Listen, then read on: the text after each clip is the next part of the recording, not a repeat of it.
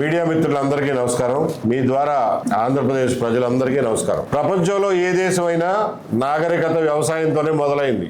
నాగరికత మొదలైనప్పుడు వ్యవసాయం, భూముల మీద హక్కులు ఇవన్నీ ప్రజలకు ఉండేవి. వేరు వేరు దేశాల్లో వేరు వేరు రకాలుగా ఈ భూమి మీద హక్కులు రైతులకు దఖలపడినాయి. కొన్ని దేశాల్లోనేమో ఎవడో వచ్చి రాజు జయించి ఈ భూమి మొత్తం నాదే, నా తాబేదారులకి, నా కోసం పనిచేసే సైనికాధికారులకి, నా దగ్గర ఉండే ఫ్యూడల్ లార్డులకి నేను ఇస్తున్నాను అని చెప్పి వాడు గ్రాంట్ చేసేవాడు.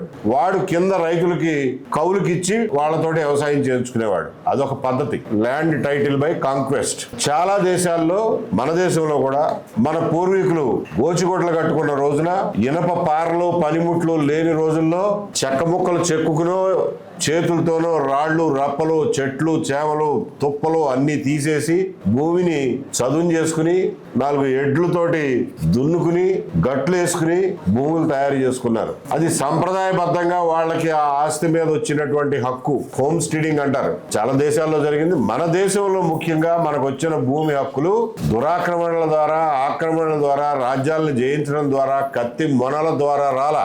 రైతులు కష్టపడి వాళ్ళ కుటుంబ సభ్యులు పాము కాట్లకు గురై, అనారోగ్యాలకు గురై, మలేరియాలకు గురై చచ్చిపోతూ బతుకుతూ ఆ తయారు చేసుకున్నటువంటి భూములు ఇవి.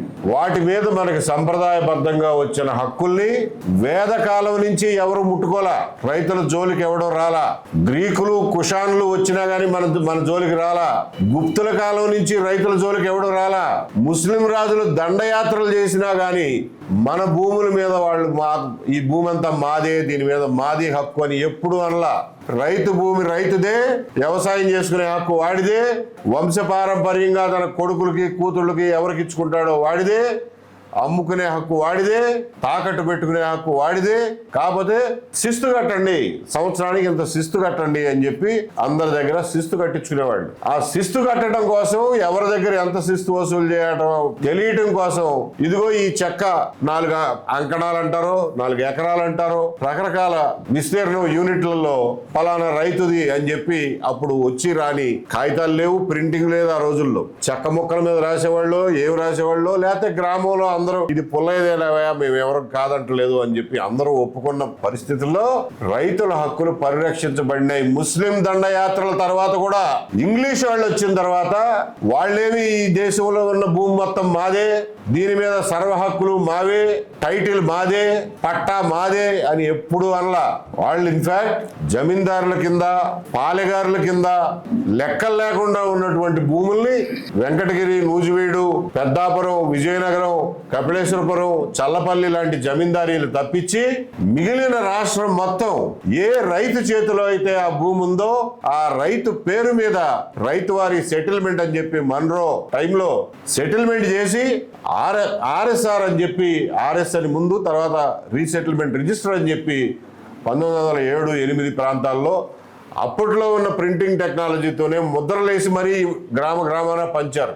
ఇదిగో ఇది సుబ్బారెడ్డి గారి భూమి, ఇన్ని ఎకరాలు, దీనికి ఎఫ్ఎంబి ఇది, దీనికి కొలతలు ఇవి, ఉత్తరాన ఇంత కొలత, దక్షిణాన్ని ఇంత కొలత అని చెప్పి మన చేతికి అప్పచెప్పిపోయారు ఇంగ్లీష్ వాళ్ళు కూడా రైతుల హక్కులు ఏనాడు కాలరాయిలా, శిస్తు వసూలు చేసుకున్నారంతే. స్వాతంత్రం వచ్చిన తర్వాత ఎస్టేట్ అబాలిషన్ కింద, జమీందారీ అబాలిషన్ కింద జమీందారులకి కొంత భూమి వదిలేసి, వాళ్ళ సొంత అవసరాల కోసం కొంత భూమి వదిలేసి, ఆ రోజుల్లో కూడా జమీందారికి సొంత భూమి ఉండేది, సర్వ హక్కులు ఉన్నటువంటి రైతుల భూములు కూడా ఉండేవి. రైతుల భూమి మీద ఎప్పుడు జమీందారు ఇది నాది అని అనలా. తన భూమి ఎవరన్నా తన దగ్గర పనిచేసే జీతగాళ్లకో, ఇంట్లో పనిచేసే దివాణంలో పనిచేసే వాళ్ళకో, గుర్రాలను మేపేవాడికో, రథం తోలేవాడికో, లేకపోతే ఏదన్నా యుద్ధం చేసేవాడికో వాళ్ళకి 4 ఎకరాలు, తలా 4 ఎకరాలు పంచిపెట్టారే తప్ప రైతుల భూమిని ఏనాడు జమీందారులు ముట్టుకోలా. వాళ్ళ భూములు ఏనాములుగా ఇచ్చారు. ఎస్టేట్ అబాలిషన్ యాక్ట్ అప్పుడు జమీందారుల దగ్గర ఉన్నటువంటి అదనపు భూమి, ఎక్సెస్ భూమి ఏదైతే ఉందో అదంతా గవర్నమెంట్ తీసుకుని జమీందారులకు కొంత భూమి వదిలిపెట్టి వాళ్ళ వారసులు ఎంతమంది ఉన్నారో వాళ్ళ చూసి తలా కాస్త ఇచ్చి, జమీందారులు ఏనాముగా ఇచ్చిన భూమికి కూడా పట్టాలిచ్చి 1954లో ఒకసారి పూర్తి స్థాయిలో సర్వే చేసి మరీ అందరికీ భూములు అప్పచెప్పారు.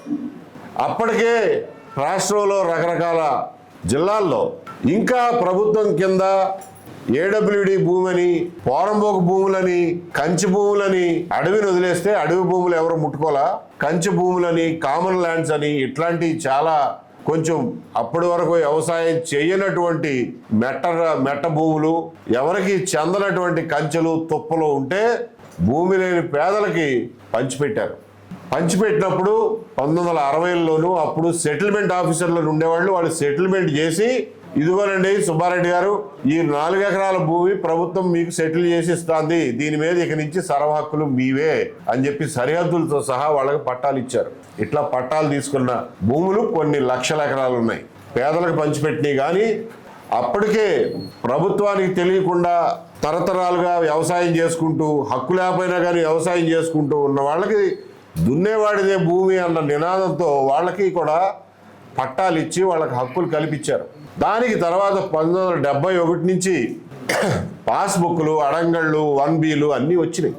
బ్యాంకుల్లో పెట్టుకునే వాళ్ళం, రైతు కార్డులు తీసుకున్నాం, కిసాన్ కార్డులు తీసుకున్నాం, అప్పులు తెచ్చుకున్నాం, తీర్చాం, మళ్ళా తెచ్చుకున్నాం, అమ్ముకున్నాం, పిల్లలకి కట్నాలుగా ఇచ్చాం, పిల్లలకి రాసి ఇచ్చాం, తాకట్లు పెట్టుకున్నాం.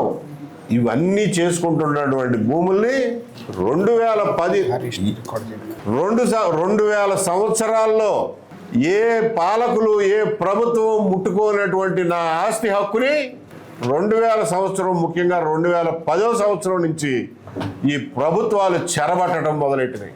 2012లో నాగార్జున రెడ్డి గారు ఇచ్చినటువంటి జడ్జిమెంట్ ఒకటి అడ్డం పెట్టుకుని అప్పటి వరకు ఎక్కడా లేనటువంటి ఈనాం భూముల్ని దేవాదాయ భూముల కింద దేవాదాయ శాఖ వాళ్ళు వాళ్ళ పద్దుల్లో రాసేసుకుని వాళ్ళ పద్దులు సబ్ రిజిస్ట్రార్కి పంపించాడు. ఆయన మొత్తం లిస్టు పెట్టుకుని మనం వెళ్ళి అమ్ముకుంటున్నామండి అంటే రిజిస్టర్ చేయడానికి వీల్లేదు పొమ్మని పోయాడు. అలాగే 2017, 16, 17 నుంచి మీ భూముల్ని కంప్యూటర్లో ఎక్కిస్తాము అని చెప్పి ఆ పేరు మీద కొన్ని లక్షల ఎకరాల రైతుల భూముల్ని ప్రభుత్వ భూమిగా ఒక్క రాత్రికి రాత్రి ప్రభుత్వ భూములుగా చూపించి 22Aలో సబ్ రిజిస్ట్రార్ ఆఫీస్కి పంపిస్తే ఆ రోజు నుంచి ఈ రోజు వరకు దిక్కు తెలియకుండా మనం ఇవాళ తిరుగుతూ ఉన్నాం. సీతాదేవి భూమి నుంచి పుట్టిందంటారు.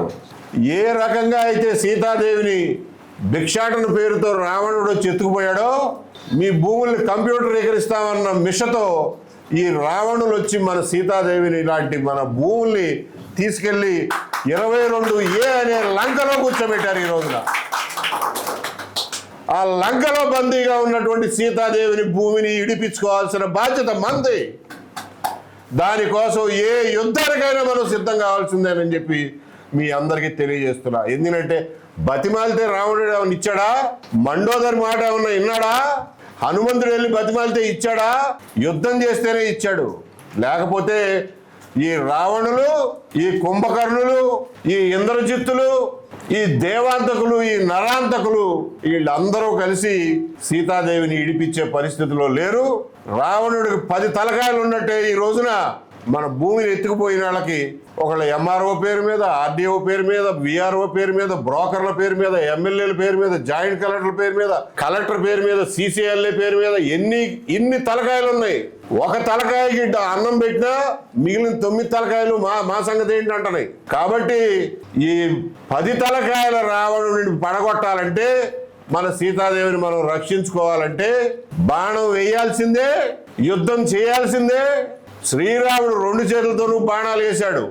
మనకు ఆ అవసరం కూడా లేదు.